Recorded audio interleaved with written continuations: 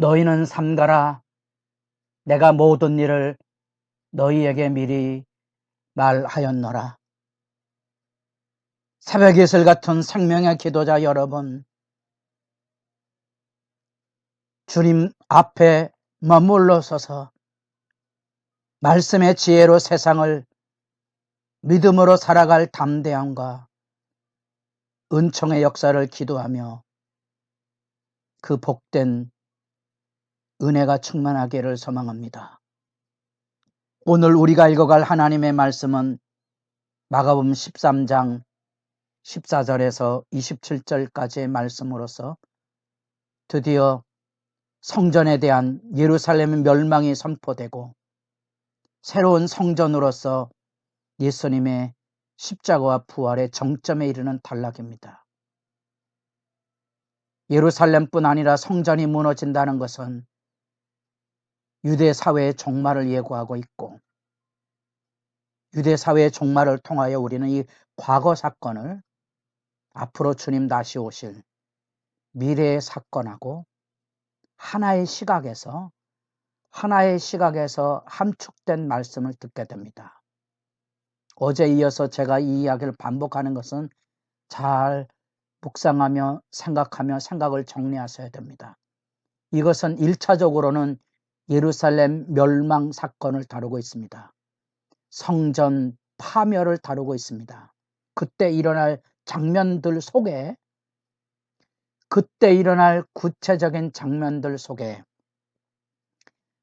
마지막 날의 그림자가 얼룩얼룩 묻어 있다는 사실을 기억하시고, 마치 이 과거에 일어난 사건을 미래가 어떤 일로 일어날지에 대한 비밀 수수께끼를 풀어가는 작업이라는 접근법을 조심하셔야 됩니다.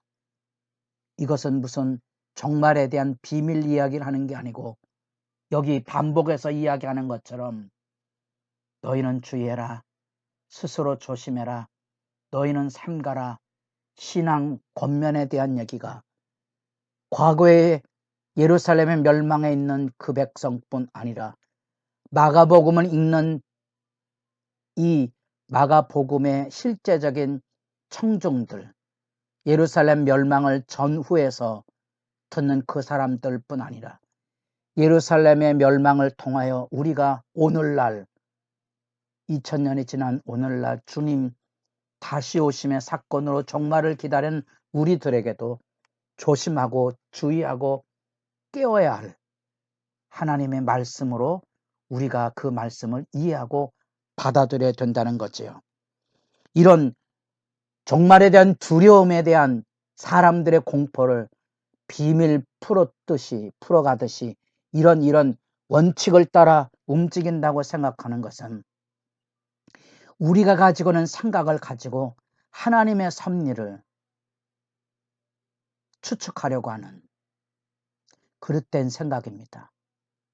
성경은 우리에게 그렇게 비밀을 숨어준 것이 아니고 1차적으로는 내 믿음의 경각심,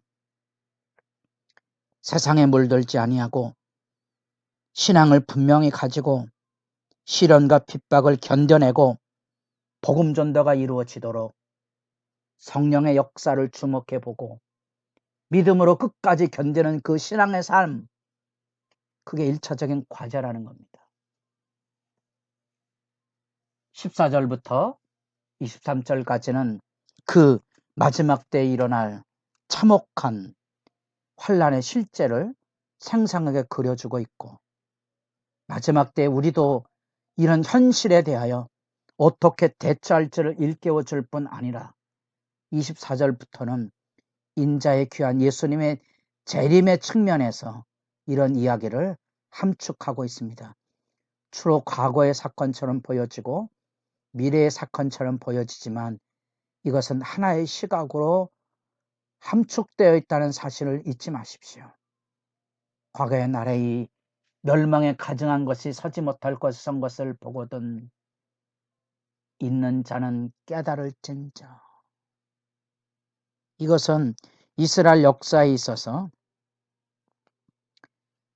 말라기로부터 마태복음에 이르는 이 구약 신구약의 중간기, 흔히 제2성전기로 알려지는 요 단락 안에 이스라엘 역사에 부침이 있었습니다. 그 중에 저 북쪽 시리아에 주둔하고 있는 세력이 이 이스라엘 백성들의 침략자로서 이 예루살렘을 황폐화시키는 일이 일어나서 제우스 신상을 세우고 이방 제단을 만들고 돼지피로 제물을 드리는 성전 오염을 시키고 토라를 불사르고 안식일을 폐지하고 4만이 넘는 유대인들을 학살했던 전력이 있습니다. 아마도 멸망에 가져간 것이 서지 못할 것에 선 것을 보거든 그 말은 이스라엘 역사의 배경으로 보면 섬뜩한 그 시대를 상징하고 있고, 그래서 그것은 환란의 날의 하나의 표상이죠.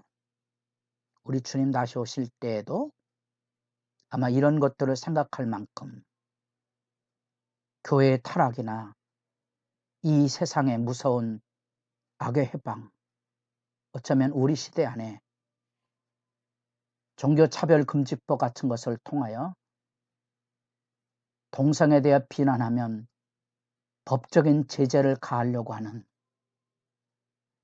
교회의 진리 선포에 대하여 목으로 째려는 세계적인 풍조 같은 것들은 우리가 섬뜩한 삶의 모습이지요. 교회가 섣부르게 세상에 나가서 성경이 가르친 법을 함부로 세상의 시위나 대적을 통하여 관철하려고 하면 역풍을 만나게 돼 있습니다. 우리가 지켜야 될 진정한 자유는 종교의 자유고 진리를 선포할 수 있는 권세의 부름이지요.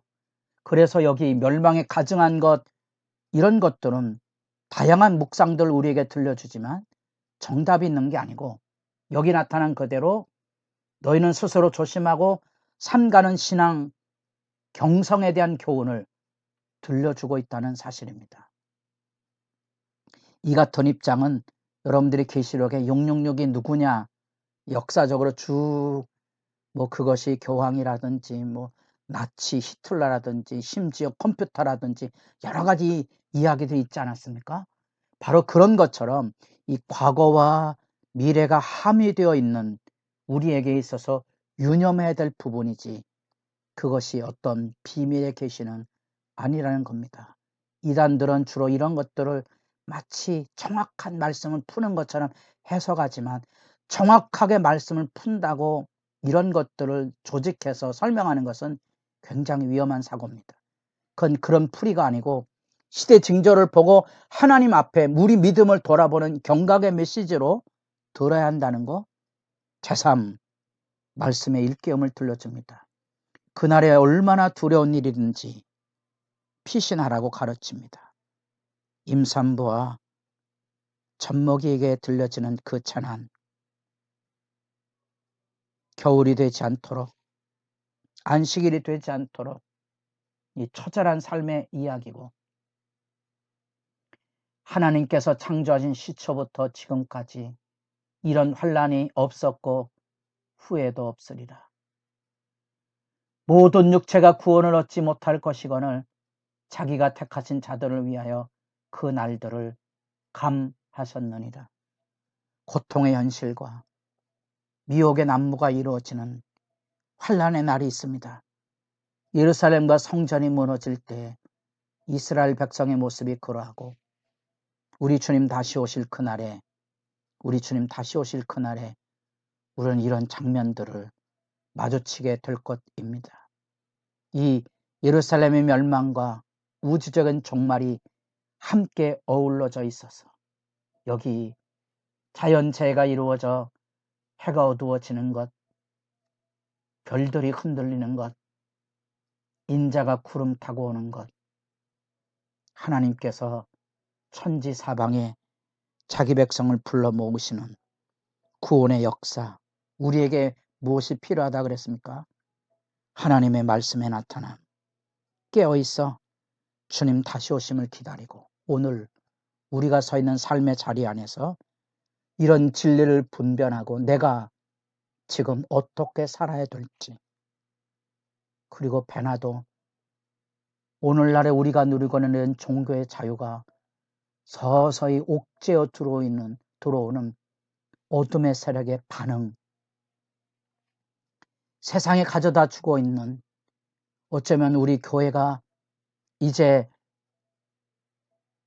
피해 순교를 요구하는 극단의 자리로도 휘몰아 갈 수 있는 어둠의 광풍을 여러분도 깨어 분별력을 가지고 우리가 어떻게 이 시대 안에 믿음을 지키고 우리가 어떻게 하나님 앞에 분별력을 가지고 우리의 믿음을 바르게 세워갈지, 여러분의 기도 소리가 여기 구약 성경에 예고되었던 다양한 말씀들, 천체 이상 현상이라든지 구름 타고 오시는 인자 다니엘 7장의 이야기, 자기 백성을 사방에서 모으시는 이사야, 예레미야, 에스겔의 말씀들을 여러분들이 찾아보시고 주님 다시 오심을 준비하는 오늘날 우리 시대 안에 이 종말을 맞이하는 주의 백성으로서의 믿음의 본분을 다시 돌아보시고 배나도 믿음 안에 승리하도록 우리의 믿음과 교회의 정결을 향하여 부르짖어 기도하는 시간이 깊어져 갈 수 있기를 바랍니다.